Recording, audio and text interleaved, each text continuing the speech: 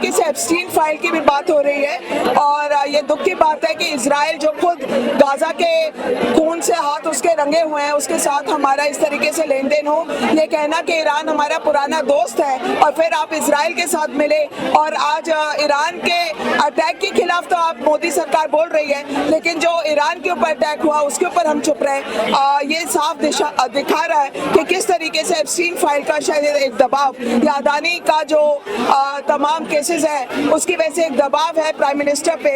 ये भी दुख की बात है कि मोदी सरकार ने फौरन इसके ऊपर बयान नहीं किया, इसके अगेंस्ट इस हमले के खिलाफ हमें बयान करना चाहिए। नहीं, विश्व गुरु मोदी सिर्फ विश्व गुरु है, देश तो खड्डे में जा रहा है। आपको मालूम है 1 लाख सरकारी स्कूल बंद हो गए, अशांति फैली हुई है, उसको किस तरह देखते हैं आप? मैं इसको बहुत ही अफसोसजनक स्थिति मान रही हूँ पूरे विश्व के लिए।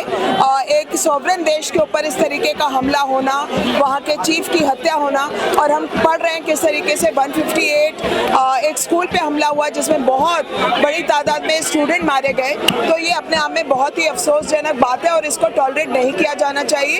ये भी दुख की बात है कि मोदी सरकार ने फौरन इसके ऊपर बयान नहीं किया, इसके अगेंस्ट इस हमले के खिलाफ हमें बयान करना चाहिए, क्योंकि किसी भी सॉवरेन देश की जो दिक्कतें हैं वो देश सुलझाएगा। बाहर से सपोर्ट होना चाहिए जो जस्टिस डिलीवरी में मदद करे, पर आपका इस तरीके का हमला करना, और हमें मालूम है कि ये ऑयल कंपनीज और जो वेपनरी कंपनीज हैं उसके फायदे की बात है। लेकिन लोग कह रहे हैं कि अब लोकतंत्र आएगा ईरान में, वो तानाशाही खत्म हो गई है। मैं तो नहीं लगता है कि लोकतंत्र जिस तरीके से ईवीएम से कब्जा है कहीं पे बच रहा है, हाँ, या लॉबीज जिस तरीके से खेल रही है वहाँ लोकतंत्र बच रहा है। पर लोकतंत्र को लाने की एजेंसी वहाँ के लोगों की होनी चाहिए, किसी बाहर के मुल्क की नहीं। हाँ, आप बाहर से अपने जस्टिस के लिए बोल सकते हैं कि ये पक्ष ठीक है, ये पक्ष ठीक नहीं है, या आप सॉलिडारिटी स्टेटमेंट्स दे सकते हैं, आप अलग तरीके के दबाव बना सकते हैं, पर हमला करके 158 स्टूडेंट्स को आपने मार दिया, उसमें लोकतंत्र कैसे एस्टेब्लिश हो रहा है? हमले से 2 दिन पहले ही मोदी जी इजराइल गए थे, वहाँ को सर्वोच्च सम्मान ना था वहाँ की संसद में, इजराइल में। देखिए, जिस तरीके से एप्स्टीन फाइल की भी बात हो रही है और ये दुख की बात है कि इजराइल जो खुद गाजा के खून से हाथ उसके रंगे हुए हैं उसके साथ हमारा इस तरीके से लेन देन हो। ये कहना कि ईरान हमारा पुराना दोस्त है और फिर आप इजराइल के साथ मिले और आज ईरान के अटैक के खिलाफ तो आप मोदी सरकार बोल रही है, लेकिन जो ईरान के ऊपर अटैक हुआ उसके ऊपर हम चुप रहे।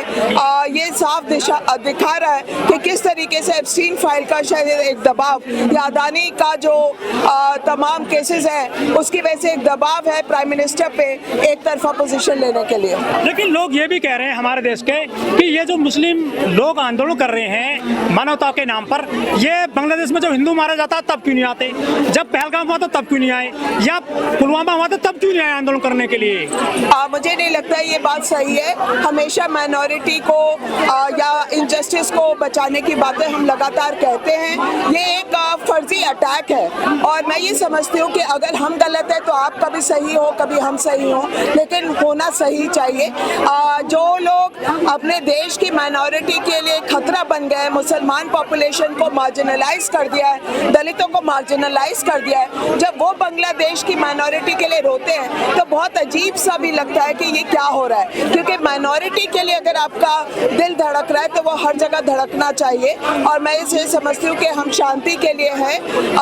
और चाहे वो बांग्लादेश की बात हो चाहे वो आज के दिन बात हो, हमें जस्टिस को ढूंढ के और सही को ढूंढ के पहचान करके खड़ा होना चाहिए। मिडिल ईस्ट में शांति फैली हुई है पिछले कई दशक से, अब अफगानिस्तान में भी चल रहा है और पाकिस्तान में भी चल रहा है, चाहे ईरान हो चाहे इजराइल हो। आखिर यहाँ का पूरा समझ क्यों, क्या लग रहा है आपको? नहीं, मिडिल ईस्ट का पूरा आप पूछना चाह रहे हैं किस तरीके? यहाँ शांति क्यों है मैम, इतनी शांति क्यों नहीं आ रही है यहाँ पर? लेकिन वो कह रहे हैं ट्रम्प हम शांति करके मानेंगे यहाँ पर। नहीं, मुझे नहीं लगता है कि ये शांति का लाने का वॉर है। ये ऑयल पे और तमाम रिसोर्सेज पे कब्जे की बात है। तेल की राजनीति है ये, बिल्कुल तेल की, और जो हथियार बनाने की वो है बड़े बड़े, वो उसकी राजनीति है। लेकिन जो ईरान है वो तो 7-8 देशों से घिर गए हैं, वो दुश्मन आसपास बन गए हैं नए उसके ईरान के।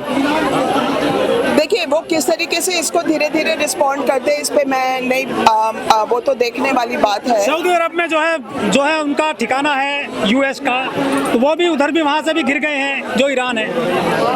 नहीं देखिए ये देखने वाली बात है, पर ईरान के समर्थ में भी तमाम यूरोप के देशों ने बात रखी है। मुझे लगता है कि अगर अमेरिका को खुली छूट दे दी जाएगी तो ये पूरे वर्ल्ड के लिए बहुत मुश्किल बात होगी। इससे पहले ईरान को छोड़िए, वेनेजुएला में जो हुआ वहाँ के प्राइम मिनिस्टर और उसकी वाइफ को जिस तरीके से उठाया गया, तो मैं ये समझती हूँ ये सिर्फ एक जगह की बात नहीं है जैसे क्यूबा के ऊपर हो रहा है। तो ये एक जगह की बात नहीं है, ये एक मुस्लिम देश की बात नहीं है, ये बात है कि एक सॉवरन देश में किसी और का इस तरीके से दखल होना चाहिए या नहीं, ये बात है। लेकिन 57 देश है करीब पूरी दुनिया में मुस्लिम कंट्री, उस तरह से समर्थन में क्यों नहीं आ रहे ईरान की? देखिए मुझे लगता है ना कि फाइनली ये जो बंटवारा है कि मुस्लिम, हिंदू और क्रिश्चियन, ये अलग बात है।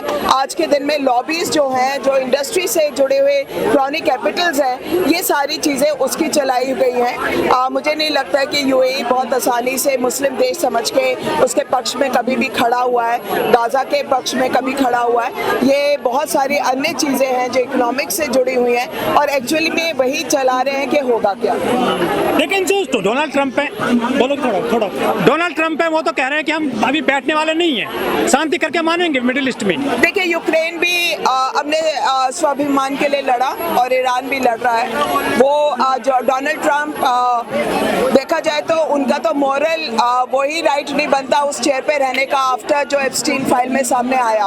अगर ये बोल दिया जाए कि नाबालिग लड़कियों के साथ आप ये सब करें और आपकी फोटोज हों और आप प्राइम मिनिस्टर बने रहे, ये अपने आप में बहुत हास्यप्रद बात है। डेमोक्रेसी छोड़ दीजिए, आपके पास कोई वैल्यू सिस्टम नहीं है और आपको अपनी चेयर पे ही नहीं बने रहना चाहिए। विश्व गुरु है मोदी, क्या युद्ध रुका पाएंगे? नहीं, विश्व गुरु मोदी सिर्फ विश्व गुरु है। देश तो खड्डे में जा रहा है, आपको मालूम है 1 लाख सरकारी स्कूल बंद हो गए और इसका खामियाजा 10 साल में आपको देश में नजर आएगा। कैसे महिला शिक्षा पे खत्म हुई है, कैसे गरीब की शिक्षा खत्म हुई है। तो विश्व गुरु तो हमें गलगोटिया यूनिवर्सिटी ने दिखा दिया कि हम विश्व गुरु हैं कि क्या है। भारत ईरान के साथ रहे या इराक उसके साथ रहे, इजराइल के? देखिए हमें अगर शांति की बात करनी है, अगर हमें तो हमें ये देखना होगा कि किसी सॉवरन देश पे इस तरीके से कब्जा किया जा सकता है कि नहीं, क्या इस तरीके का वार हो सकता है कि नहीं।